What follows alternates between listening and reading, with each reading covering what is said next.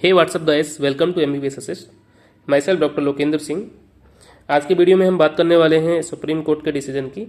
जैसा कि अब हम सब जानते हैं कि नीट 2024 को कैंसिल करने के लिए सुप्रीम कोर्ट के अंदर कई सारे पिटिशंस लगे हुए थे। ठीक है, तो आज सुप्रीम कोर्ट ने अपना फाइनल वर्डिक्ट दे दिया है और उन्होंने बोला है कि यहाँ पर कोई भी रीनीट एग्जाम नहीं होगा। ठीक है, तो बहुत सारे बच्चों की यहाँ पर होप थी कि एग्जाम दोबारा होगा, उससे क्या पता थोड़ा अपॉर्चुनिटी मिले, कट ऑफ कम आए, या फिर जिनका सिलेक्शन नहीं हो रहा था उनको लग रहा था कहीं ना कहीं उनका दोबारा एग्जाम देंगे तो हो जाएगा। इसी के साथ साथ सुप्रीम कोर्ट ने एक और ऑर्डर दिया है, जैसा कि उन्होंने कल 22 जुलाई को एक ऑर्डर दिया था कि आईआईटी दिल्ली से 3 मेंबर की कमेटी बनाई जाएगी फिजिक्स के क्वेश्चन को लेकर, जो कि एटॉमिक फिजिक्स का क्वेश्चन था। ठीक है, तो उसमें क्या है, आईआईटी दिल्ली के प्रोफेसर्स ने क्या बोला कि यहाँ पर जो एटम वाले क्वेश्चन के इन्होंने एनटीए वालों ने 2 आंसर दे रखे थे, उनमें एक आंसर ही वैलिड है। और वो क्या आंसर है? वो है आपका statement 1 is correct, statement 1 is correct and statement 2 is incorrect. Only ये आंसर यहाँ पर वैलिड रहेगा। पहले उन्होंने क्या किया था, statement 1 and 2 both are correct दे दिए थे। ठीक है, पहले एनटीए ने क्या किया था, दोनों को करेक्ट दे दिया था। लेकिन अब after the conclusion of IIT Delhi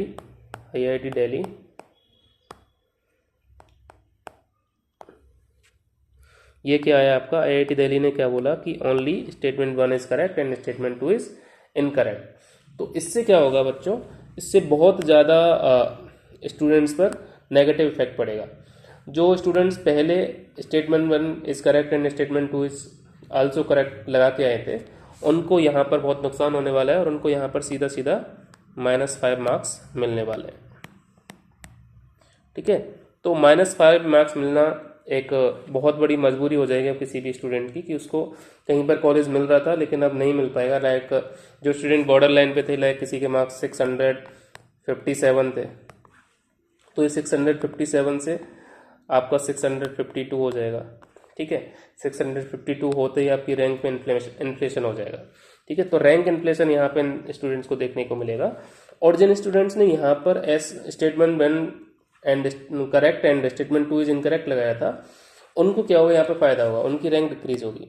उनके मार्क्स उतने ही रहेंगे, रैंक डिक्रीज होगी। इनका क्या होगा, मार्क्स कम होंगे, रैंक इंक्रीज होगी। ठीक है, तो मार्क्स और रैंक यहाँ पे क्या है, एक दूसरे के इन्वर्सली प्रोपोर्शनल चलते हैं किसी भी एग्जाम के अंदर। तो इस फैसले से ये बच्चे बहुत ज़्यादा अफेक्टेड रहेंगे, इनको बहुत ज़्यादा नुकसान होने वाला है। और इनको जो कहीं ना कहीं स्टूडेंट ऐसे भी थे हमारे पास कि जिनके 654 आ रहे हैं जनरल ओबीसी कैटेगरी में। ठीक है, तो अब ये 654 या 653 भी किसी के आ रहे हैं, तो वो अपने आप को कहीं ना कहीं सेफ मान के चले, safe in general and OBC category. ठीक है, वहीं 651 अगर किसी के ईडब्ल्यूएस कैटेगरी के अंदर आ रहे हैं, EWS category all India quota से वो कहीं ना कहीं सीट ले लेगा फाइनल राउंड तक। ठीक है, वहीं अगर हमने एससी कैटेगरी के लिए भी बात की थी, एससी कैटेगरी के लिए हमने बोला था कि 545 मार्क्स कट ऑफ रहेगा।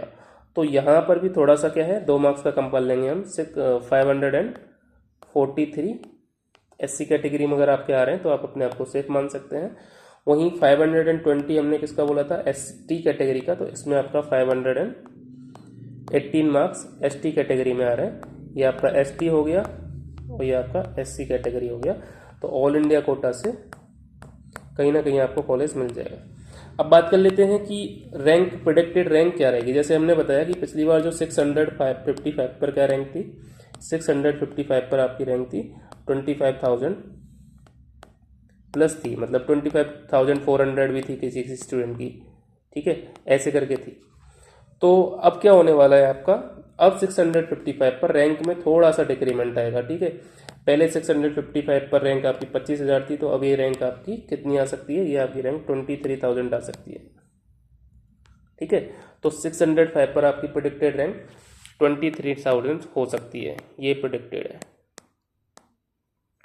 ठीक है, और जिन बच्चों का गलत हुआ है, 5 नंबर उनके बर्बाद हुए, तो जैसे किसी के 655 आ रहे थे, वो अपने उम्मीदें छोड़ सकता है। ठीक है, 650 पर आ जाएगा वो। ठीक है, चाहे ओबीसी का हो या जनरल का हो। ईडब्ल्यूएस के लिए हम बोल रहे हैं 651 मार्क्स जो है सेफ स्कोर है, और इस पर जो रैंक आपकी रहेगी अराउंड आपका 26,000 to 26,500, ठीक है। इतनी रैंक भी अगर आपकी AWS में आ रही है तो आपको कहीं ना कहीं कॉलेज मिल जाएगा, ठीक है। वहीं SC ST का हमने क्लियर डिस्कशन कर ही लिया है। दूसरी बात, यहाँ पर एक क्या इफेक्ट देखने को मिलेगा, जैसे कि हम सब जानते हैं कि जो नंबर ऑफ टॉपर्स जो थे, नंबर ऑफ कैंडिडेट्स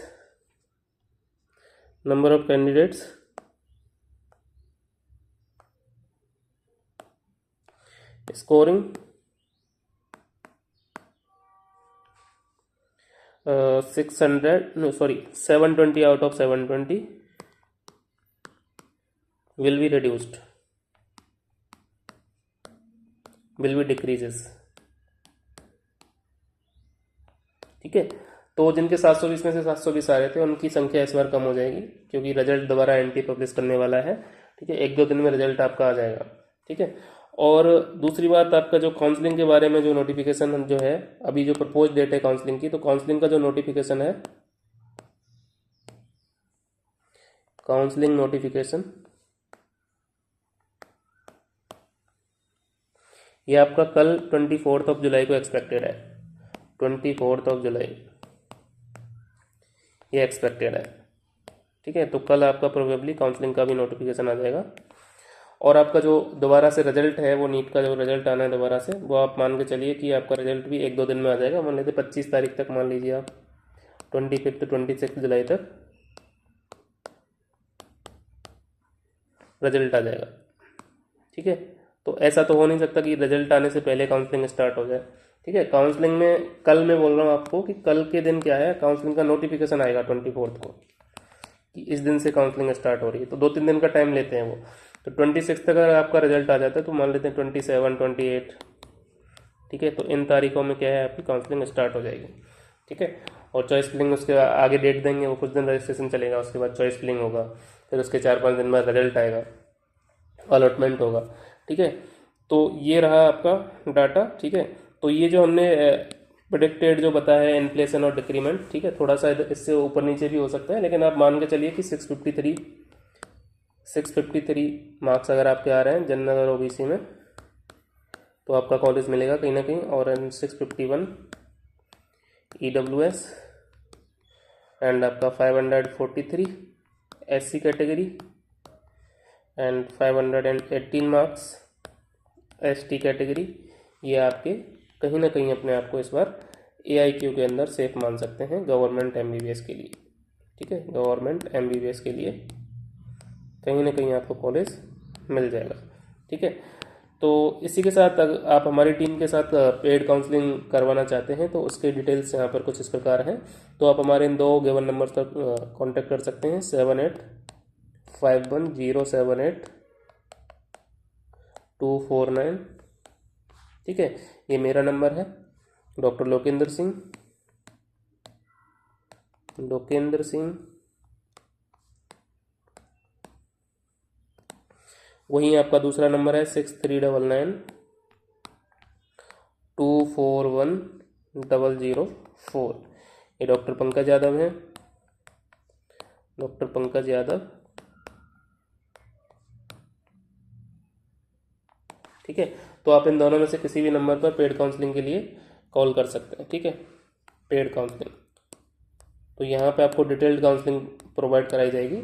जो भी बच्चे जो पहली बार काउंसलिंग करा रहे हैं उनको ज़रूर यहाँ पर कहीं ना कहीं से, ऐसा मैं नहीं बोल रहा हूँ कि हमसे ही आप लीजिए, लेकिन आपको कहीं ना कहीं एक अच्छे काउंसलर से कनेक्ट होकर अपनी काउंसलिंग करानी चाहिए, क्योंकि बहुत ज़्यादा डिफिकल्ट होता है काउंसलिंग की वजह से बच्चे सीट खो देते हैं, ठीक है।